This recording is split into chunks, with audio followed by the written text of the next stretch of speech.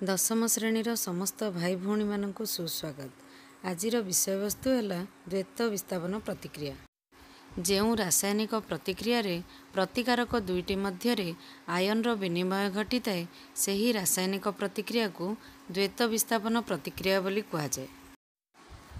गोटे परीक्षण माध्यम आमे द्वैत विस्थापन प्रतिक्रिया विषय जानिबा, जहाँकि बेरियम क्लोराइड एवं सोडियम सल्फेट मध्य रासायनिक प्रतिक्रिया। बर्तमान देखिए गोटे टेस्ट ट्यूब रे किछि सोडियम सल्फेट जलीय द्रवण नि अन्य गोटे टेस्ट ट्यूब रे बेरियम क्लोराइड किछि जलीय द्रवण नि। बेरियम क्लोराइड एवं सोडियम सल्फेट उभय जल रे द्रवणीय।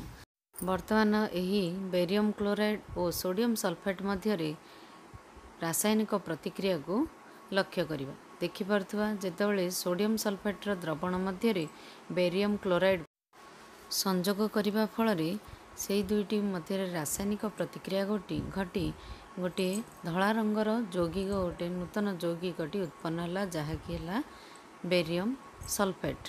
यही बेरियम सल्फेट रंग है धला एवं किछि समय ताकू रखिदेवा फल आमे लक्ष्य करिपारथुवा सेथिरे गोटे अवक्षेप सृष्टि होउछि।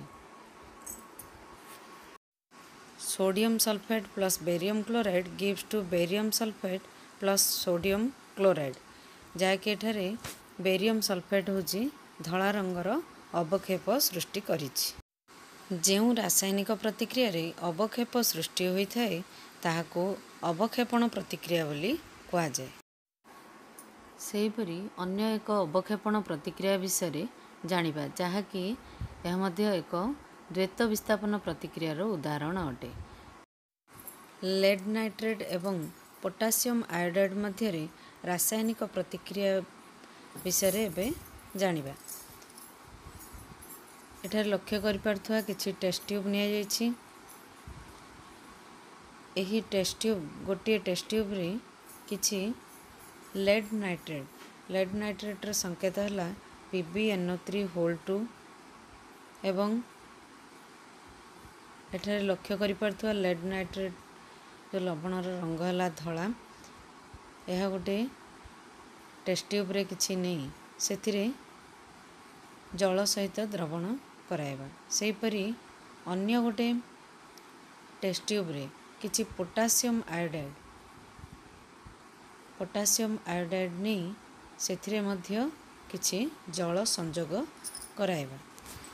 एठारे लक्ष्य करिपारथुवा पोटासियम आयोडाइड रंग है धला एवं ए उभय जल रे द्रवणीय हेतु ए उभय को जल सहित संजोग कराइबा। एठारे देखि पारथुवा जे पोटासियम आयोडाइड जल रे द्रवीभूत हो जाउछि एवं सेहीपरि लेड नाइट्रेट मध्य जल रे द्रवीभूत हो जाउछि। बर्तमान देखिबा एही जो दुईटी द्रवण रही ये जो जलीय द्रवण दुईटी को वर्तमान ये दुईटी मध्य रासायनिक संजोग कराइबा। ये दुईटी को उभय को गोटे टेस्ट ट्यूब रे थिबा जलीय द्रवण को अन्यटी रे संजोग कराइबा फल ताहार कौन परिवर्तन होछि एठारे लक्ष्य करिपारथुवा। देखुथुवा गोटे हलदिया रंगर यौगिक गोटे सृष्टि होइछि। सेही हलदिया रंगर यौगिकटी है लेड आयोडाइड, जहाँ संकेत है PbI2। यार समीकरणटी है 2Ki plus PbNO3 gives to PbI2 plus 2KNO3। Potassium iodide plus lead nitrate gives to lead iodide plus potassium nitrate. एठारे लेड आयोडाइड जहाँकि हलदिया रंगर अवक्षेप सृष्टि होइथाए। बर्तमान विभिन्न रासायनिक प्रतिक्रिया विषय संक्षेप रे जानिबा। जो रासायनिक प्रतिक्रिया रे दुईटी प्रतिकारक रही थाए एवं गोटे उत्पाद रही थाए ताहाको संश्लेषण प्रतिक्रिया बोली कहा जाए। एवं जो रासायनिक प्रतिक्रिया रे प्रतिकारक गोटे रही थाए एवं उत्पाद एकाधिक रही थाए ताहाको विघटन प्रतिक्रिया बोली कहा जाए। ଯେଉଁ ରାସାୟନିକ ପ୍ରତିକ୍ରିୟାରେ ଗୋଟିଏ ମୌଳିକ ଅନ୍ୟ ଗୋଟିଏ ଯୌଗିକର ମୌଳିକକୁ ଅପସାରଣ କରିଥାଏ ତାହାକୁ ବିସ୍ଥାପନ ପ୍ରତିକ୍ରିୟା ବୋଲି କୁହାଯାଏ। ଯେଉଁ ରାସାୟନିକ ପ୍ରତିକ୍ରିୟାରେ ପ୍ରତିକାରକ ଦୁଇଟି ମଧ୍ୟରେ ଆୟନର ବିନିମୟ ଘଟିଥାଏ ତାହାକୁ ଦ୍ୱୈତ ବିସ୍ଥାପନ ପ୍ରତିକ୍ରିୟା ବୋଲି କୁହାଯାଏ। ଧନ୍ୟବାଦ।